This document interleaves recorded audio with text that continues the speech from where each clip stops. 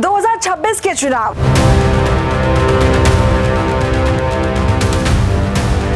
हाल ही में 4 राज्यों और एक केंद्र शासित प्रदेश में चुनाव हुए, नतीजे संतोषजनक रहे। मैं किसी भी पार्टी के विरुद्ध बात नहीं कर रही हूं, बस एक पैटर्न की बात करूंगी जिसके बारे में वोटरों को जानना बेहद अहम हो जाता है। चलिए फिलहाल मैं बंगाल, असम और तमिलनाडु की बात कर लेती हूँ।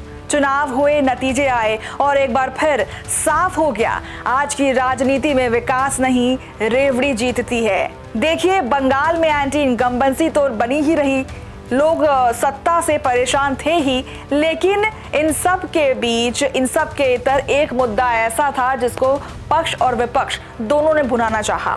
फ्रीबीज, मुफ्त की योजनाएं, कभी ये अपवाद थी, आज ये मुख्य धारा बन चुकी है। सबसे खतरनाक बात, जनता अब उन्हें अपना सौभाग्य समझने लगी है और उसे समझ ही नहीं आता कि वो खुद अपने लोकतंत्र को कमजोर कर रही है। जरा पीछे चलते हैं। महाराष्ट्र में खातों में पैसे डालने का वादा किया गया, लोगों ने भरोसा किया, वोट दिया, कुछ समय तक पैसे आए भी, लेकिन जैसे ही असल खर्च सामने आया, योजनाएं रिवाइज हो गईं, वादे धीरे धीरे खत्म हो गए। ठीक वैसा ही बिहार में हुआ। महिलाओं को पैसे देने का वादा किया गया और उसी आधार पर वोट मिले, यानी वोट नीतियों पर नहीं, सीधे पैसों पर।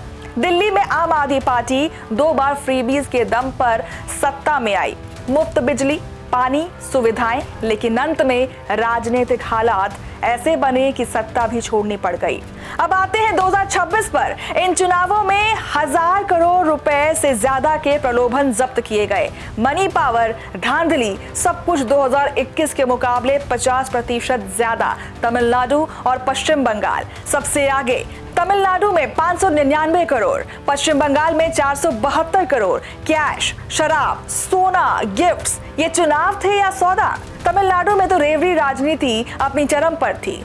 सोना देने के वादे, 2500 मासिक सहायता, मुफ्त लैपटॉप, सरकार की तरफ से सहायता बढ़ाने के वादे, और नतीजा नई पार्टी उभरी और 100 से ज्यादा सीटें जीत गई। क्यों? क्योंकि उसने भी वही वादा किया जो जनता सुनना चाहती थी।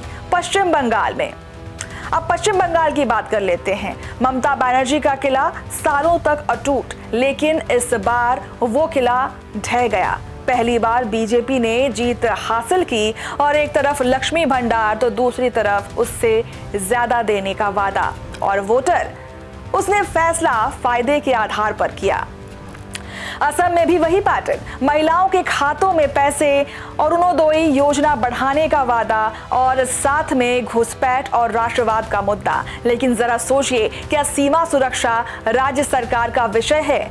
बीएसएफ, केंद्रीय बल, ये सब केंद्र के अधीन आते हैं, तो फिर ये मुद्दा राज्य चुनाव इतना बड़ा कैसे बन गया?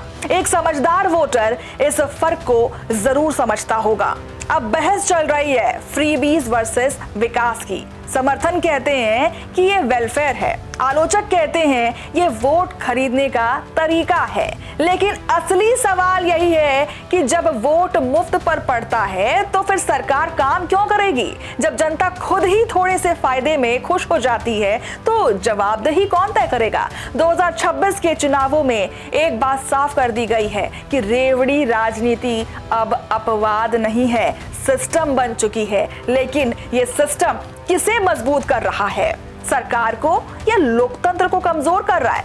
अगली बार वोट दें तो जरा सोचकर वोट दें।